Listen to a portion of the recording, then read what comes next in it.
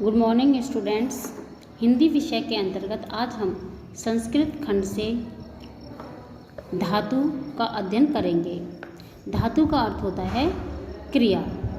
जब हम हिंदी से संस्कृत में अनुवाद करते हैं तो उसके लिए हमें शब्द रूप और धातु रूप इन दोनों का ज्ञान होना बहुत आवश्यक होता है। इसलिए आज हम धातु रूप गम का सबसे पहले अध्ययन करेंगे।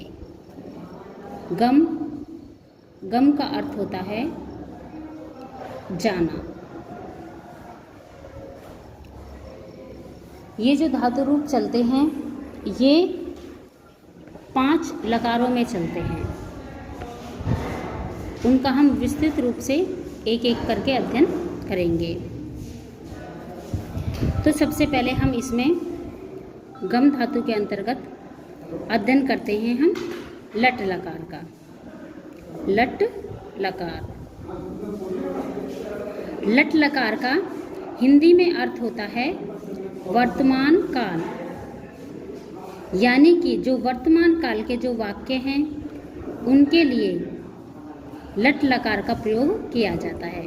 वर्तमान काल के वाक्य जैसे मैं जाता हूँ, वह जाता है, तुम जाते हो, मैं खाता हूँ, इस प्रकार के जो वाक्य होते हैं उनके लिए लट लकार का प्रयोग किया जाता है। इनको शुरू करने से पहले हम एक तो संस्कृत में 3 वचन होते हैं, एक वचन, द्विवचन और बहुवचन। जहाँ एक वचन कर्ता होता है उसके लिए एक वचन का प्रयोग किया जाता है, जहाँ 2 कर्ता होते हैं उसके लिए द्विवचन का, क्योंकि द्वि का अर्थ ही 2 होता है, और बहुवचन जहाँ पे 2 से अधिक कर्ता होते हैं उसके लिए प्रयोग किया जाता है। यहाँ एक तरफ हम पुरुष लिख लेते हैं और इसमें पहले हम लिखते हैं प्रथम पुरुष, फिर हम लिखते हैं मध्यम पुरुष और फिर हम लिखते हैं उत्तम पुरुष। जब हम हिंदी से संस्कृत में अनुवाद करते हैं तो उसके लिए हमें प्रथम पुरुष, मध्यम पुरुष और उत्तम पुरुष का भी ज्ञान होना चाहिए। प्रथम पुरुष में हम लिखते हैं वह,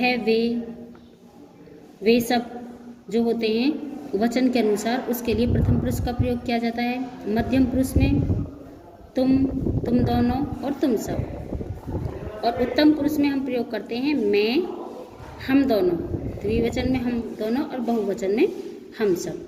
तो आइए अब हम शब्द रूप को, धातु रूप को शुरू करेंगे।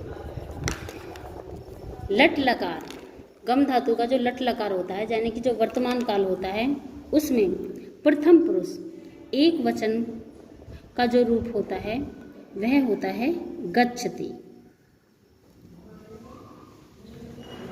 कुछ लकारों में जो गम के जो रूप चलेंगे वो गच्छ की तरह से ही चलेंगे, और इसमें जो लिट लकार होगा यानी कि जो भविष्यत काल होगा उसमें ये गम की तरह ही रूप चलेंगे। तो आइए शुरू करते हैं। प्रथम पुरुष एक वचन में हम लिखेंगे गच्छति। प्रथम पुरुष द्विवचन में हम लिखेंगे गच्छत। प्रथम पुरुष बहुवचन में हम लिखेंगे गच्छन्ति। यानी कि एक वचन कर्ता होता है उसके लिए तो हम प्रयोग करेंगे गच्छति का, जब 2 कर्ता होंगे तो उनके लिए प्रयोग करेंगे गच्छत का, और जब 2 से अधिक होंगे तो उसके लिए हम गच्छन्ति का प्रयोग करेंगे जब हम हिंदी से संस्कृत में अनुवाद करते हैं तब। उसके बाद मध्यम पुरुष एक वचन, मध्यम पुरुष एक वचन में आएगा गच्छसि। मध्यम पुरुष द्विवचन में आएगा गच्छत, और मध्यम पुरुष बहुवचन में आएगा गच्छत। अब हम उत्तम पुरुष को करेंगे। उत्तम पुरुष एक वचन में आएगा गच्छामि। उत्तम पुरुष द्विवचन में आएगा गच्छावह, और उत्तम पुरुष बहुवचन में आएगा गच्छामि। इसमें हम विसर्गों का विशेष रूप में ध्यान रखेंगे। तीनों पुरुषों में जो बहुवचन होगा उनमें, तीनों पुरुषों में जो द्विवचन होगा उनमें विसर्ग आएंगे, और एक उत्तम पुरुष का जो बहुवचन होगा उसमें विसर्ग आएगा। द्विवचन में जो मध्यम पुरुष का जो द्विवचन होगा वह और बहुवचन का जो द्विवचन होगा वह समान होगा। सिर्फ इसमें विसर्ग का अंतर होता है। मध्यम पुरुष बहुवचन जो होता है उसमें विसर्ग नहीं लगते हैं, जबकि मध्यम पुरुष जो द्विवचन होता है उसमें विसर्ग लगते हैं।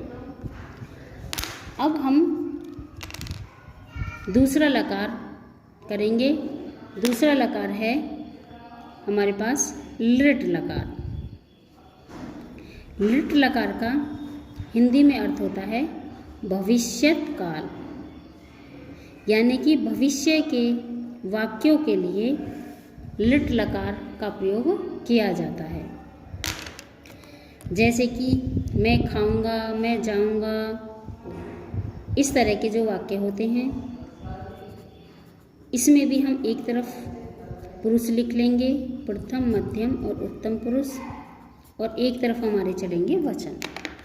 तो जो लृट लकार का जो एक वचन होगा वह होगा गमिष्यति।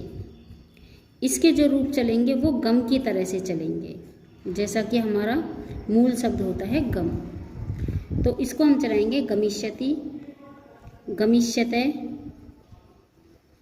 और फिर बहुवचन होगा गमिष्यन्ति। मध्यम पुरुष द्विवचन, मध्यम पुरुष का जो एक वचन होगा वह होगा गमिष्यसि।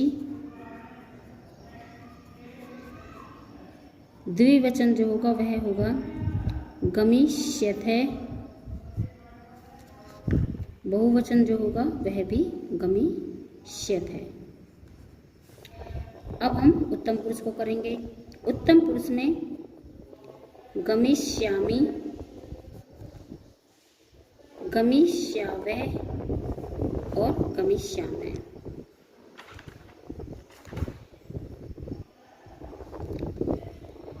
इन दोनों को याद करने के लिए थोड़ा सा एक बात पे ध्यान रखेंगे कि जो लट लकार होता है और जो लृट लकार होता है वह देखा जाए तो एक तरह से समान ही होता है।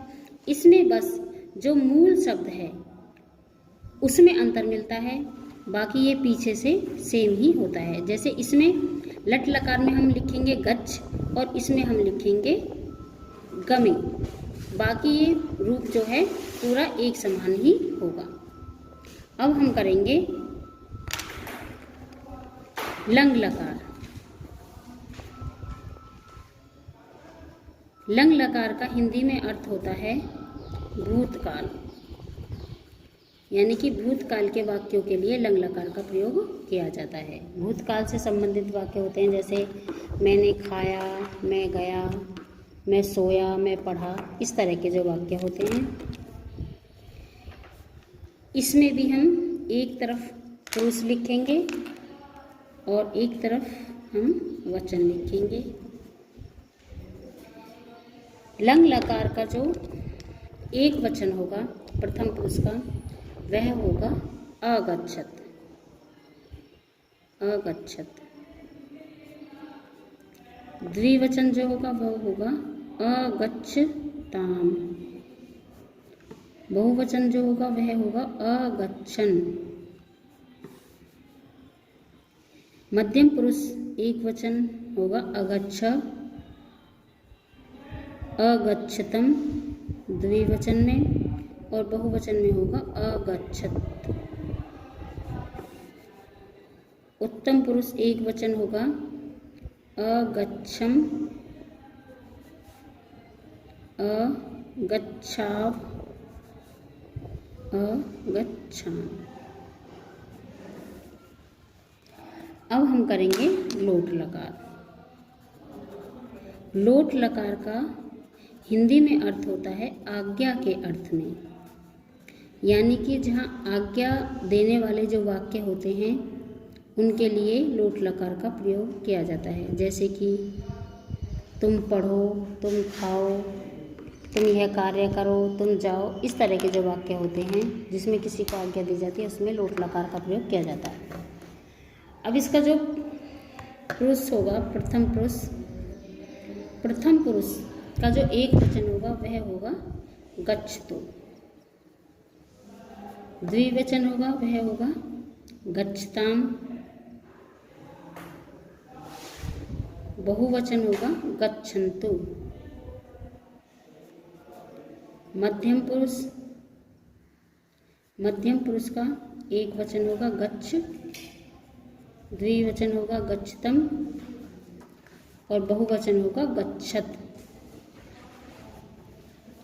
उत्तम पुरुष, उत्तम पुरुष का एक वचन होगा गच्छानि, गच्छाव और गच्छाम। अब हम करेंगे अगला लकार, विधिलिंग लकार। विधिलिंग लकार का हिंदी में अर्थ होता है विधिलिंग। विधिलिंग का अर्थ होता है चाहिए के अर्थ में, यानी कि जैसे जो वाक्य होते हैं, मुझे खाना खाना चाहिए, मुझे पढ़ना चाहिए, तुम्हें पढ़ना चाहिए, उसे जाना चाहिए, इस तरह के जो वाक्य होते हैं उनके लिए इसका प्रयोग किया जाता है।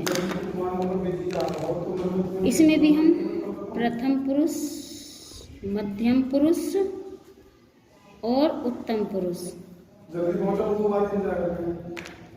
इसमें हम सबसे पहले इसका जो एक वचन होगा वह होगा गच्छेत, द्विवचन होगा गच्छेताम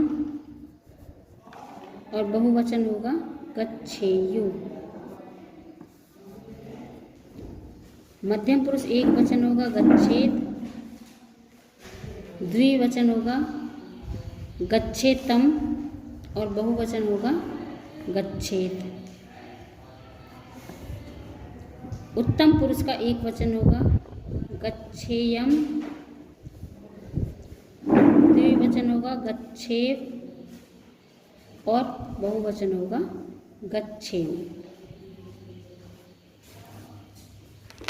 बस इसको आपको अपनी हिंदी की नोटबुक में लिखना है और याद करना है।